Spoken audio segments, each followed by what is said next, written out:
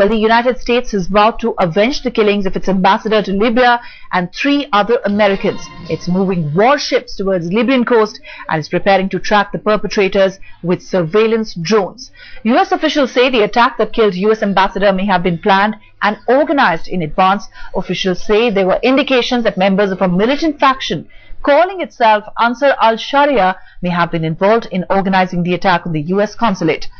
They also said that some regional reports suggest that members of al-Qaeda's North Africa-based affiliate known as al-Qaeda in the Islamic Maghreb may have also been involved in this attack.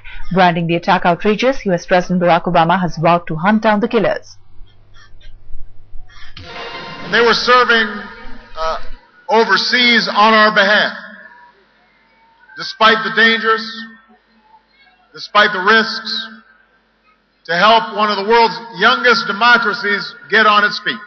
And we are mindful of their sacrifice, and we want to send out heartfelt prayers to their loved ones who grieve today. So tonight, let's think of them and thank them. As for the ones we lost last night, I want to assure you we will bring their killers to justice. And we want to send a message all around the world. Anybody who would do us harm, no act of terror will dim the light of the values that we proudly shine on the rest of the world, and no act of violence will shake the resolve of the United States of America.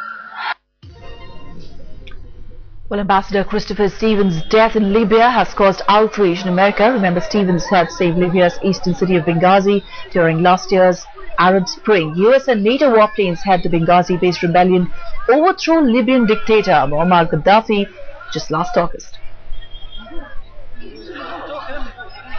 This was an attack by a small and savage group, not the people or government of Libya.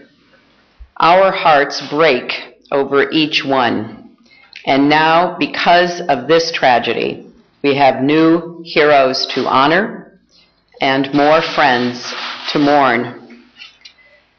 And last night, when I spoke with the president of Libya, he strongly condemned the violence and pledged every effort to protect our people and pursue those responsible.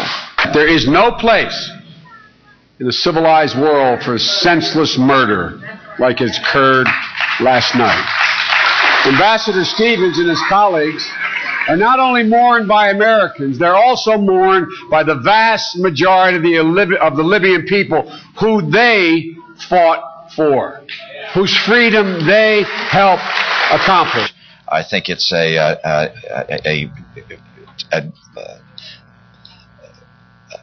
terrible course for America to stand in apology for our values. That instead, when our grounds are being attacked and being breached, that the first response of the United States must be outrage at the breach of the sovereignty of our nation. And apology for America's values is never the right course. It is a sad day in my life. I know Chris personally. He's my tennis partner. He comes to my house. We have breakfast together. I know him for more than 6 years.